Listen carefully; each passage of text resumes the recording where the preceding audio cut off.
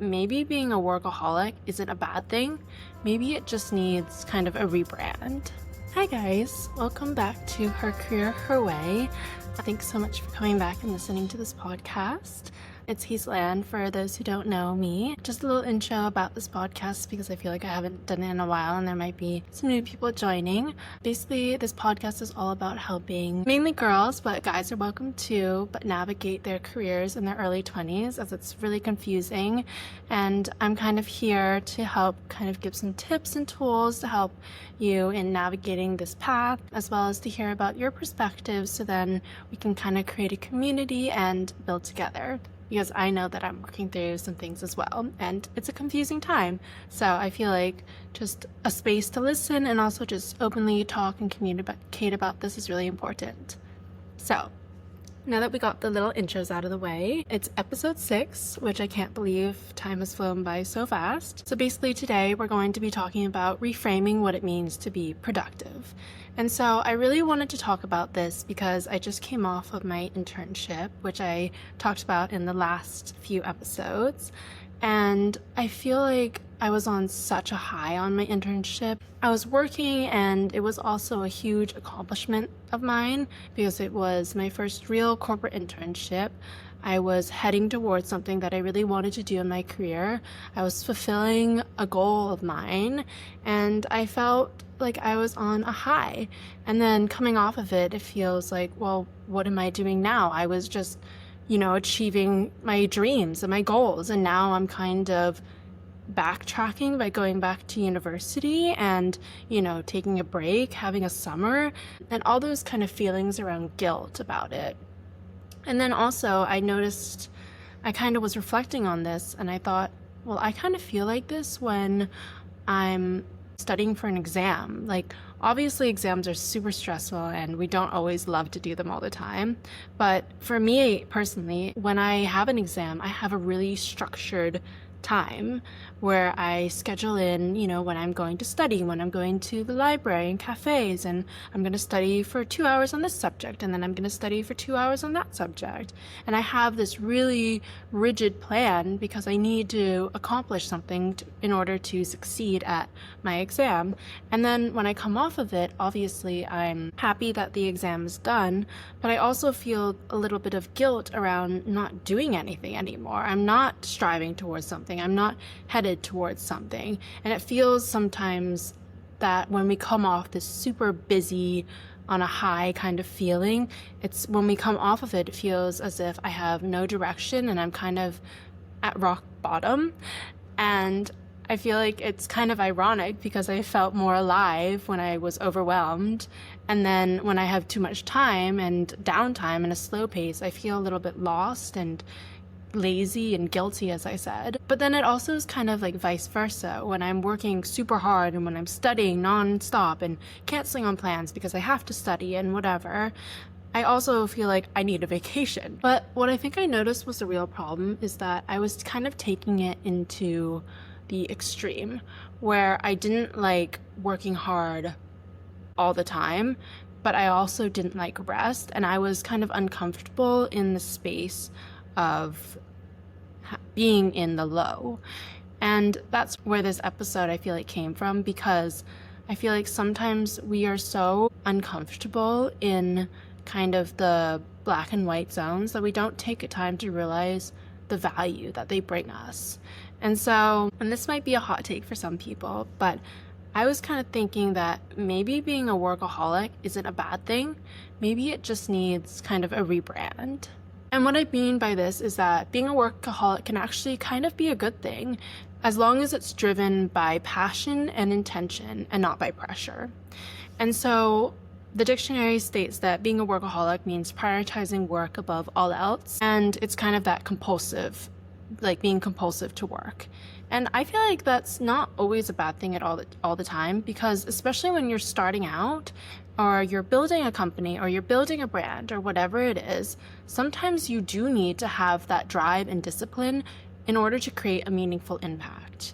So say, for example, you are kind of just starting out as a business and a brand, and let's say you're a fitness person. You kind of need to at first, create those workout videos and plans so that each day you can have a workout video to show for your community.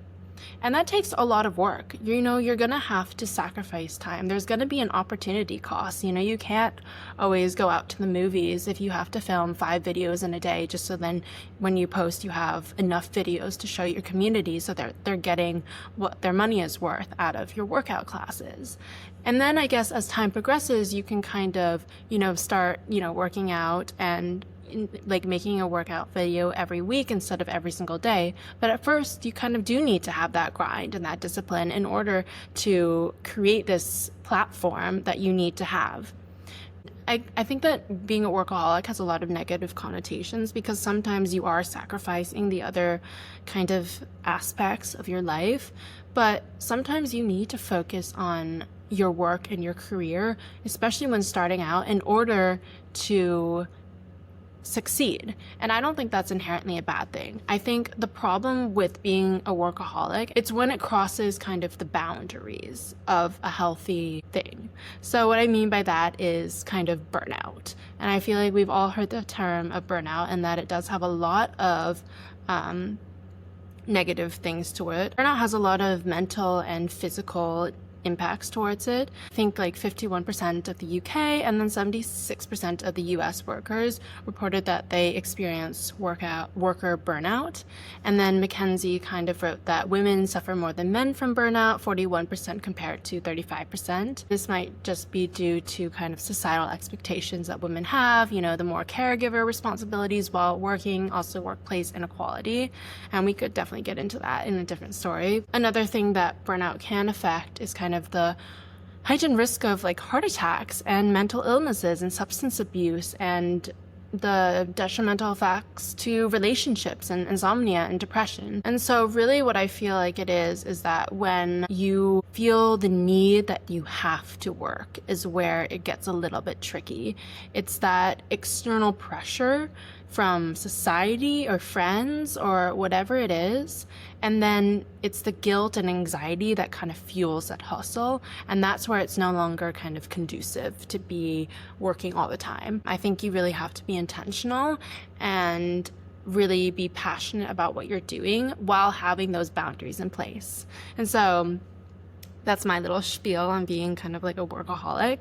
And so I guess that kind of leads me into kind of that guilty feeling of not working and I guess kind of that guilty feeling of resting. And so first, I just think I want to say that guilt is kind of a self-conscious emotion.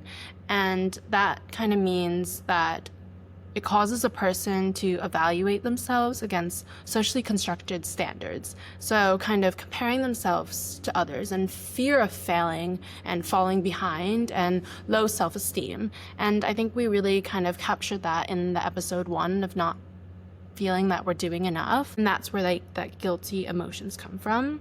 And it's totally understandable. I mean, our brains are wired to seek validation and accomplishments. And this kind of leads to the misinterpretation of rest as laziness. And Zara said that, which is an article that I found. I think we mistake doing things as being productive. And I think this is because we live in a meritocracy where we are constantly praised and feel pride for our accomplishments. And I think we kind of confuse doing work and being productive as a sense of worth. And I feel like worth should be coming from the internal, not the external. I also feel like we kind of confuse being productive as doing things. And this was brought by Madeleine Dore, where I think it means that we take kind of the everyday things and seem it as being productive. So we kind of fall into that busy trap, which Tim Kreider calls, where we kind of stay busy in order to avoid the discomfort of feeling lazy or resting, and that's not really effective.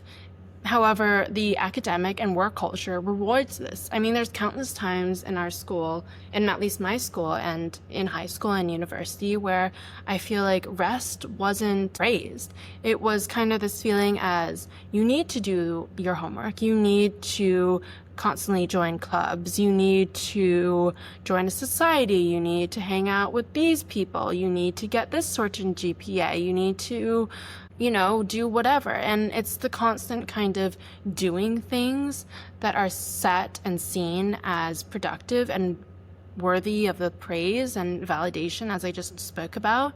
But I think what we forget is why we're doing those things, just to achieve an external validation that may not even align with our values. I kind of think of when I was little and when I kind of was watching a movie or doing things that are so quote unquote unproductive, like kind of just resting on the couch and watching, one of my favorite TV shows or whatever, or romantic comedies, because I love that. And my parents were always like, why aren't you doing like your homework, or you should be exercising or joining an activity club, or don't you have something else to do? And I really kind of internalized that as that I was being lazy and I wasn't doing anything. But I think and I don't want to blame my parents at all. I think it's a common thing. I mean, especially in the society that we live in today, rest is not seen as something that is good. I think we're getting a little bit into the area where I think work-life balance is really important, and I'm glad that that's happening. However, there is an opposite side of the spectrum where I think, we need to definitely also work because I think it's just as important as rest. But I'll get into that later. To kind of sum up this is that when we're not being productive, it sometimes feels like you're wasting time. However, I kind of want to reframe that in a way. Read in the Harvard Business Review by Zahana, and I think what they said was the more we work, the less productive and the more exhausted we become. And I think what this is kind of saying is that when we work just to work without the intention behind it, we will burn out and we will feel exhausted. And so this is where I think we kind of need to set a goal and an aim about why we are doing what we're doing. And I guess what I want to tie this into is that when we're kind of on a high, at least when I was on a high in my internship, I feel like I was so passionate about what I was doing. I was feeling good. I wanted to stay longer, to be honest. I mean, I was just so stimulated and I was really enjoying the place that I was in, the work that I was doing. I was learning so much and I was passionate about it, and that's what I learned. And I feel like sometimes having that constraint of, like staying in these hours, when I have that fuel to keep on going, I feel like sometimes it's okay to work beyond what is, I guess, the 9 to 5 hours if it's something that is exciting you and not tiring you. And if it's tiring you, that's when you need to take the rest. And so I think when you're taking a rest, it is just as productive as when you are working. And I guess what I mean by this is that I feel like rest also has that kind of negative aspect into it of where, oh, she's just doing nothing. She's just being lazy. She's not actively going out and seeking to do things to better herself or, go to the next step of her career and that next goal. But sometimes I think we lose focus of what that next step is, and then we just are working to work.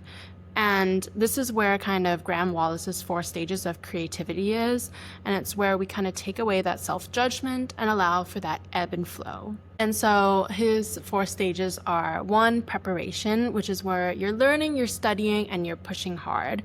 And so I guess that was kind of where I was with my internship, is that I was learning so much and I was trying to gather a lot of connections and information and seeing if I even like this industry and, whatever. And for you, it might be different. It might be, studying and learning about whether you like your major or you don't like your major, or if you're still in high school, which classes are you liking, and so forth and whatever.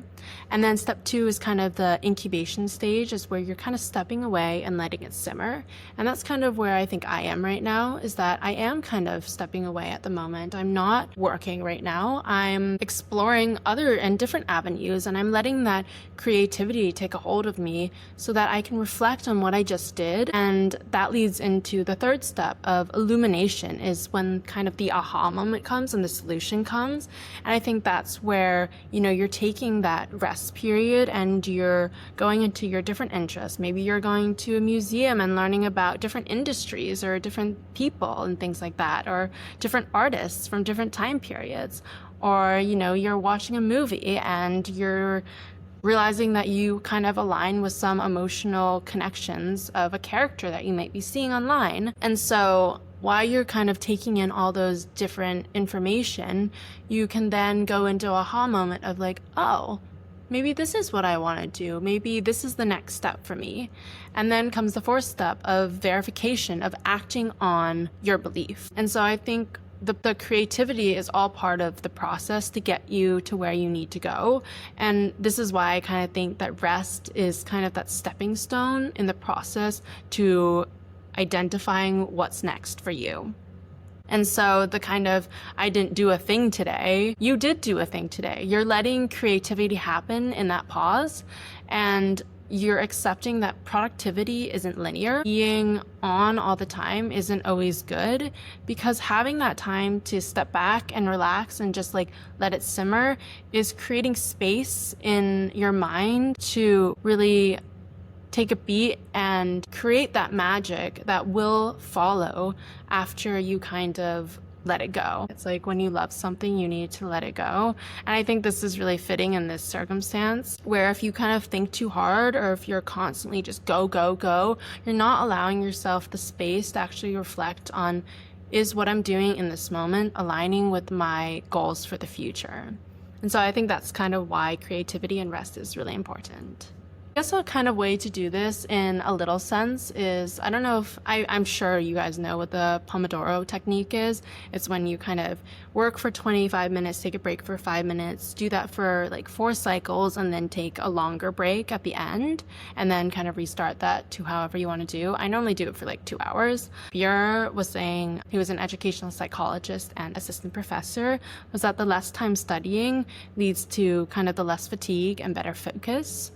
And so I find this really true, because when I just like work for 2 hours straight, which sometimes I do honestly, but those 5 minutes, it really helps my brain to just like take a break, and then I can kind of recuperate for the next 25 minutes. And it also just doesn't feel as much. Like 2 hours feels like a long time to be studying, where 25 minutes seems doable. I think it's also kind of the thing where I was told, like, if you're studying too hard and you're feeling like super just like tired and fatigued, like staring at a blank wall for at least 5 minutes just kind of resets your brain and thinking, you know what, actually listening to my lecturer or professor or tutor or whatever is actually a little bit more interesting than just staring at this blank white wall. And so I think it's all about perspectives too. And so that's kind of where like the breaks help. It helps you see the work in a different light.